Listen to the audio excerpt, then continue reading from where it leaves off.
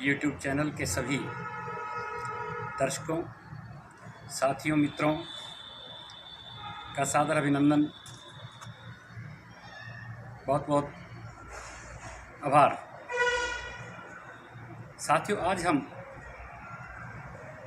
आप सभी के बीच में एक मोटिवेशनल विषय को लेकर के वीडियो बना रहे हैं।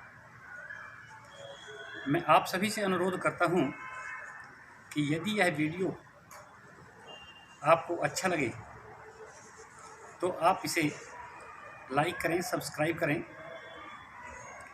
जिससे कि ज़्यादा से ज़्यादा लोगों का, युवाओं का लाभ हो सके। मित्रों, विषय जो है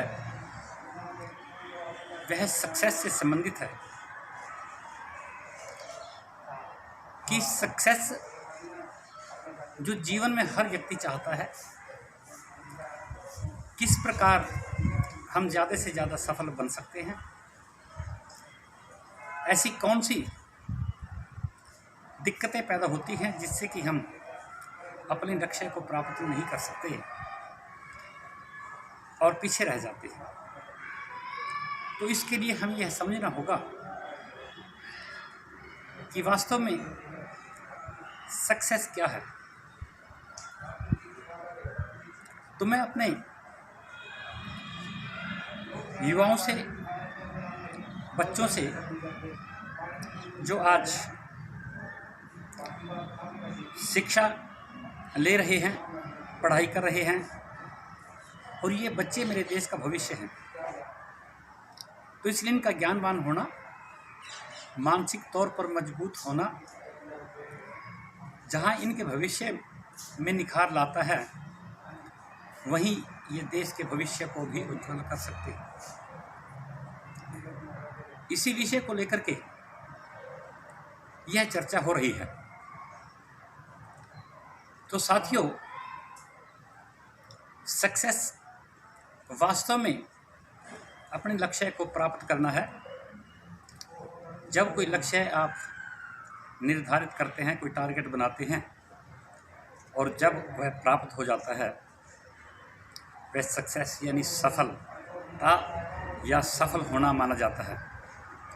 परंतु यह मान के चलें कि सफलता वहीं तक सीमित नहीं है। जब एक बार आप लक्ष्य को प्राप्त कर लेते हैं, फिर आप में एक नई जिज्ञासा पैदा होती है कि इस विषय में, इस क्षेत्र में मैं कैसे ज़्यादा से ज़्यादा एक्सीलेंट बनूं और ज़्यादा कामयाब बनूं। तो वो आगे से आगे जिज्ञासा बढ़ती जाती है। तो प्यारे बच्चों, सक्सेस की जो सबसे बड़ी बात होती है वो ये होती है कि हम शारीरिक और मानसिक तौर पर अपने आप को मजबूत बनाएं। जहाँ स्कूल में जाकर के, घर में रह कर के आप अपनी पढ़ाई करते हैं, वहीं शरीर को मजबूत करने के लिए आपको नियमित रूप से व्यायाम, योग, प्राणायाम अवश्य करना चाहिए, जिससे कि आपका योग से, प्राणायाम से मन मजबूत होगा और व्यायाम से शरीर में क्षमता आएगी, तो आप लंबे समय तक बैठ सकते हैं, कंटिन्यूअस अपनी पढ़ाई कर सकते हैं। तो इसमें सबसे जो बड़ी बात यह है कि आप अपना, जैसे आप एक कक्षा में, नई कक्षा में अगर आगे आए, तो आप अपना लक्ष्य थोड़ा निर्धारित करके उसको प्राप्त कर लें। 15-20 दिन, महीनों के लिए लक्ष्य थोड़ा सीमित रखें, तो आप जब वो सफल हो जाओगे, आपके अंदर आत्मविश्वास बढ़ेगा। उसके बाद आप अपने लक्ष्य को घंटों के हिसाब से बढ़ा सकते हैं और फिर उस लक्ष्य को प्राप्त कीजिए। तो इससे आप में एक सफल इंसान होने की